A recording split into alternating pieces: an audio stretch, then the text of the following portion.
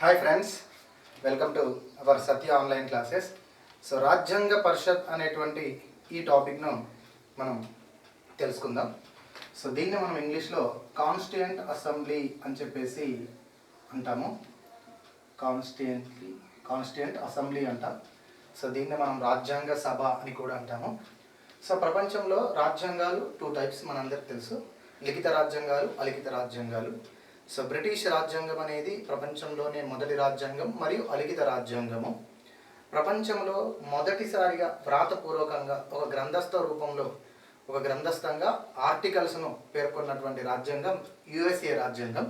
So ప్రపంచంలో అదే మొదటి లిఖిత రాజ్యాంగం. సో లిఖిత రాజ్యాంగాలు అనేవి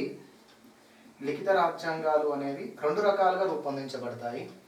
ఒకటి, ఈ రాజ్యాంగం రూపొందించడానికి ప్రత్యేకంగా రాజ్యాంగ పరిషత్ లేదా రాజ్యాంగ సభను ఏర్పాటు చేయడం. ఇక కొన్ని దేశాలైతే రాజ్యాంగాలు రూపొందించడానికి రాజ్యాంగ పరిషత్ అనేటువంటి ప్రత్యేక సభ ఏమీ ఏర్పాటు చేయకుండా ఆ దేశ పరిపాలన కోసం శాసనాలు చేసే చట్టసభ ఏదైతే ఉంటుందో పార్లమెంట్, ఆ పార్లమెంట్కి ఆ దేశం యొక్క మౌలిక శాసనం చేసే అధికారం కూడా కల్పిస్తారు. అంటే కొన్ని దేశాలలో రాజ్యాంగాలను ఆ దేశ పార్లమెంటు రూపొందిస్తాయి. కొన్ని దేశాలు మాత్రం రాజ్యాంగాలు ఏర్పాటు చేయడం కోసం ప్రత్యేకంగా రాజ్యాంగ పరిషత్తును ఏర్పాటు చేయడం జరుగుతుంది. రాజ్యాంగాలను రచించడానికి ప్రత్యేకంగా రాజ్యాంగ పరిషత్తును కొన్ని దేశాలు ఏర్పాటు చేశాయి. కొన్ని దేశాలు ఏమో ఆ దేశ పార్లమెంటే ఆ దేశానికి రాజ్యాంగంను రూపొందించినది. సో ప్రపంచంలో మొదటి లిఖిత రాజ్యాంగం యుఎస్ఏ రాజ్యాంగం. ఈ యుఎస్ఏ రాజ్యాంగంను రూపొందించడానికి యుఎస్ఏ రాజ్యాంగ పరిషత్ ఏర్పాటు చేసింది. దాని పేరు ఫిలడెల్ఫియా కన్వెన్షన్. ఓకే. తర్వాత ప్రపంచంలో 2వ లిఖిత రాజ్యాంగం ఫ్రాన్స్. దీన్ని మనం ఫ్రెంచ్ రాజ్యాంగం అని అంటాం. సో ఈ ఫ్రెంచ్ రాజ్యాంగం రూపొందించడానికి రాజ్యాంగ పరిషత్ని ఏర్పాటు చేశారు. దాని పేరు French constituent assembly. Okay. So ఈ మాదిరిగా అనేక దేశాలు రాజ్యాంగ పరిషత్లను ప్రారంభంలో చాలా దేశాలు కూడా తమ రాజ్యాంగాలు రూపొందించడానికి ప్రత్యేకంగా రాజ్యాంగ పరిషత్ ఎన్నికలు జరిపాయి, రాజ్యాంగ పరిషత్లను ఏర్పాటు చేశారు. సో ఇక ఆసియా ఖండంలోనే మొదటి లిఖిత రాజ్యాంగం జపాన్. ఆసియా ఖండంలోనే మొదటి లిఖిత రాజ్యాంగం జపాన్. సో ప్రపంచంలోనే అతి ప్రాచీనమైన చారిత్రక రాజ్యం ఏది అంటే ప్రపంచంలోని అతి ప్రాచీనమైన రాచరిక వ్యవస్థను కలిగిన దేశం ఏదంటే జపానే. మరియు ప్రపంచ యుద్ధాల ద్వారా నష్టపోయి సో ఈరోజు అగ్రదేశాల సరసన సాంకేతికంగా అభివృద్ధి చెందిన దేశం కూడా జపానే. సో ఆసియా ఖండంలోనే మొదటి లిఖిత రాజ్యాంగం రూపొందించుకున్న దేశం జపాన్. సో జపాన్ 1946లో మళ్ళీ నూతన రాజ్యాంగం రూపొందించుకుంది 1946లో. సో దీని ఫస్ట్ రాజ్యాంగం 1880స్లోనే ఏర్పడింది. కానీ 1946లో 2వ ప్రపంచ యుద్ధానంతరం మళ్ళీ నూతన రాజ్యాంగం రూపొందించారు. ఆ నూతన రాజ్యాంగం జపాన్ పార్లమెంటే రూపొందించింది. సో జపాన్ పార్లమెంట్ పేరు నేషనల్ డైట్. ఓకే. సో ఈ విధంగా కొన్ని దేశాలు రాజ్యాంగాలు రూపొందించడానికి ప్రత్యేకంగా రాజ్యాంగ సభలు ఏర్పాటు చేస్తున్నాయి. కొన్ని దేశాలలో ఆ దేశ రాజ్యాంగాలను ఆ దేశ పార్లమెంటే రూపొందిస్తుంది. ఓకే. సో మన భారతదేశానికి వచ్చినట్లయితే సో భారతదేశం ఒక భిన్నత్వంతో కూడినటువంటి దేశం, అతిపెద్ద ప్రజాస్వామ్య దేశం మరియు 200 సంవత్సరాల వలస పాలనలో ఉన్నటువంటి దేశం మన భారతదేశం. సో ఈ భారతదేశంలో రాజ్యాంగం ఏర్పాటు అనేటువంటిది ఈ భారతదేశానికి ప్రత్యేకమైన రాజ్యాంగం కావాలి అనేటువంటిది జాతీయోద్యమ కాలంలో రావడం జరిగింది. నేషనల్ మూమెంట్ కాలంలో మన దేశానికి ఒక ప్రత్యేక రాజ్యాంగం ఉండాలి అనేటువంటి ప్రతిపాదన వచ్చింది. సో భారతదేశానికి ఒక ప్రత్యేక రాజ్యాంగం అనే దానికంటే ముందు స్వరాజ్యం అనే పదము నుంచి రాజ్యాంగం అనేటువంటిది ఏర్పడింది. స్వరాజ్యం అనే పదము నుండి భారతదేశానికి ఒక ప్రత్యేక రాజ్యాంగం, ఒక రాజ్యాంగ సభ అనేటువంటి అంశాలు కాలక్రమేణా వచ్చాయి. మరి భారతదేశంలో స్వరాజ్యం అనేటువంటి పదాన్ని మనకు మొదటిసారిగా ఉపయోగించింది మరియు తీర్మానించింది దాదాబాయి నౌరోజీ అండి. సో దాదాబాయి నౌరోజీ భారతదేశంలో కాంగ్రెస్ పార్టీలో సీనియర్ మోస్ట్ లీడర్ మరియు కాంగ్రెస్ పార్టీ స్థాపన చేసినటువంటి సమయంలో దానికి ఇండియన్ నేషనల్ కాంగ్రెస్ పార్టీ అని సూచన చేసిన వ్యక్తి కూడా దాదాబాయి నౌరోజీయే. సో అతను grand grand old man of India అని చెప్పేసి పేరుగాంచినటువంటి వ్యక్తి. ఈ దాదాబాయి నౌరోజీ బ్రిటన్ పార్లమెంటుకు ఎన్నికైనటువంటి మొదటి భారతీయుడిగా కూడా పేరుగాంచారు. సో స్వరాజ్యం అనేటువంటి తీర్మానాన్ని కాంగ్రెస్ పార్టీలో మొదటిసారిగా తీర్మానం చేసిన వ్యక్తి దాదాబాయి నౌరోజీ. స్వరాజ్యం నా జన్మ హక్కు,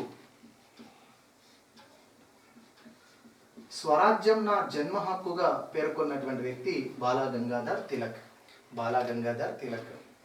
తర్వాత అశాంతి జనకుడిగా పేరుగాంచినటువంటి వ్యక్తి బాలగంగాధర్ తిలక్. మొదటి జాతీయోద్యమాలను చేసినటువంటి దేశ నాయకుడు మరియు దేశభక్తికి మారు పేరు మన బాలగంగాధర్ తిలక్. వందే మాతర ఉద్యమము మరియు హోమ్ రూల్ లీగ్ ఉద్యమాలలో కీలకమైనటువంటి పాత్ర వహించినటువంటి వ్యక్తి మన బాలగంగాధర్ తిలక్. సో తర్వాత స్వరాజ్యం నా జన్మ హక్కు అని చెప్పింది కూడా బాలగంగాధర్ తిలకే. వీరి తర్వాత భారతదేశానికి స్వయం నిర్ణయాధికారం ఉండాలి అని చెప్పేసి మొదటిసారిగా ఇండియన్ నేషనల్ కాంగ్రెస్ పార్టీ 1918లో జరిగిన సమావేశంలో పేర్కొంది. So Indian national Congress party మొదటిసారిగా 1918లో జరిగిన సమావేశంలో భారతదేశానికి స్వయం నిర్ణయాధికారం ఉండాలి అని చెప్పేసి అన్నారు. ఈ స్వయం నిర్ణయాధికారం ద్వారానే 1922 జనవరి 5వ తేదీన గాంధీజీ భారతదేశానికి ఒక ప్రత్యేక రాజ్యాంగ చట్టం ఉండాలి, సో భారతదేశానికి ఒక ప్రత్యేక రాజ్యాంగం చట్టం ఉండాలి అని చెప్పేసి తన యంగ్ ఇండియా పత్రిక, తను స్థాపించినటువంటి యంగ్ ఇండియా పత్రిక ద్వారా పేర్కొనడం జరిగింది. ఇక తర్వాత భారతదేశానికి ఒక ప్రత్యేక రాజ్యాంగ చట్టం ఉండాలి అని చెప్పింది మొదటిసారిగా గాంధీజీ అనొచ్చు. అయితే భారతదేశానికి ఈ రాజ్యాంగ చట్టం ఎలా రూపొందించాలి అనేటువంటి ఆలోచన మాత్రం ప్రారంభంలో గాంధీజీ లాంటి నాయకులకు లేదు. అంటే బ్రిటిష్ వారే రూపొందించాలి అనేటువంటి ఆలోచనలో ఉండేవారు. కానీ భారతదేశానికి ఒక ప్రత్యేక రాజ్యాంగం అనేటువంటిది రాజ్యాంగ సభ ద్వారా రూపొందించాలి అనేటువంటిది, రాజ్యాంగ సభ ద్వారానే రూపొందాలి అనేటువంటి ప్రతిపాదన చేసిన మొదటి పార్టీ అంటే స్వరాజ్య పార్టీ అండి. Very very important. స్వరాజ్య పార్టీ. సో మోతీలాల్ నెహ్రూ మరియు చిత్తరంజన్ దాస్ లాంటి వ్యక్తులు స్థాపించినటువంటి స్వరాజ్య పార్టీ భారతదేశానికి ఒక ప్రత్యేక రాజ్యాంగ చట్టం అనేది రాజ్యాంగ సభ ద్వారా జరగాలి అని పేర్కొన్నటువంటి మొదటి పార్టీ. Very very important. భారతదేశానికి రాజ్యాంగ సభ ద్వారానే రూపొందించాలి అని డిమాండ్ చేసిన మొదటి వ్యక్తి ఎవరు అంటే రాజ్యాంగ సభ ద్వారానే ఈ భారత రాజ్యాంగం రూపొందించడం సరైనది అవుతుంది, అనేక సమస్యలకు పరిష్కారం అవుతుంది అని చెప్పినటువంటి మొదటి వ్యక్తి ఎంఎన్ రాయ్ అని చెప్తామండి, మానవేంద్రనాథ్ రాయ్.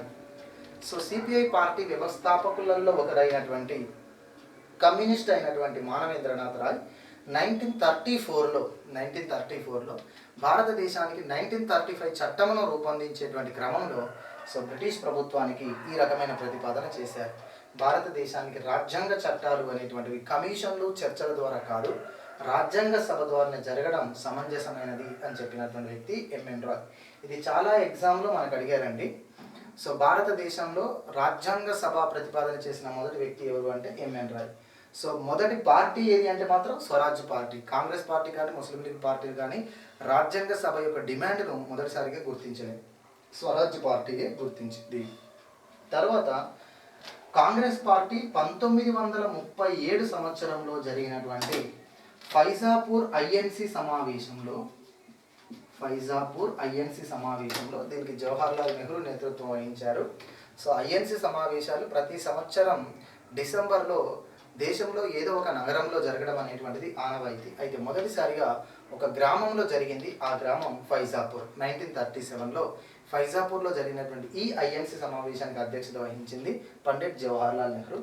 ఈ సమావేశంలో రాజ్యాంగ పరిషత్ యొక్క ఏర్పాటును కాంగ్రెస్ పార్టీ గుర్తించింది. కాంగ్రెస్ పార్టీ అధికారికంగా రాజ్యాంగ పరిషత్ ఏర్పాటు చేయాలని బ్రిటిష్ గవర్నమెంట్ను డిమాండ్ చేయడం జరిగింది. సో వాస్తవానికి భారతదేశానికి రాజ్యాంగం ఏర్పాటు చేయడం కోసం బ్రిటిష్ ప్రభుత్వం కూడా అనేక కమిషన్లు వేయడం అనేటువంటి జరిగింది.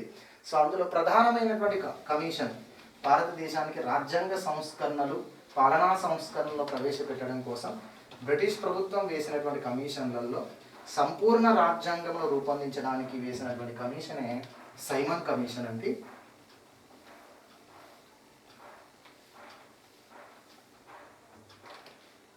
సో 1927లో నియమించబడినటువంటి సైమన్ కమిషన్ 1927లో నియమించబడినటువంటి సైమన్ కమిషన్ భారతదేశానికి ఒక సమగ్రమైన రాజ్యాంగ చట్టమును రూపొందించడానికి వేయబడింది. ఈ కమిషన్లో 7 సభ్యులు ఉన్నారు, వీరందరూ ఆంగ్లేయులే. అయితే ఈ కమిషన్ బ్రిటిష్ గవర్నమెంట్ వేసినటువంటి ఈ కమిషన్ను ప్రధానంగా వ్యతిరేకించినటువంటి పార్టీ ఐఎన్సి పార్టీ అండి. ఈ కమిషన్ ఏర్పాటును ప్రధానంగా వ్యతిరేకించిన పార్టీ ఐఎన్సి పార్టీ. ఈ కమిషన్ను సమర్థించినటువంటి భారతీయ రాజకీయ పార్టీలలో ఆల్ ఇండియా ముస్లిం లీగ్ ఒకటండి, జస్టిస్ పార్టీ ఒకటండి. All India Muslim league party ఒకటి మరియు జస్టిస్ పార్టీ ఒకటి. ఈ రెండు సైమన్ కమిషన్ ఏర్పాటును సమర్థించాయి. ప్రధానమైనటువంటి రాజకీయ పార్టీ ఐఎన్సి పార్టీ మాత్రం సైమన్ కమిషన్ ఏర్పాటు చేయడాన్ని వ్యతిరేకించాయి, తిరస్కరించాయి. ఎందుకంటే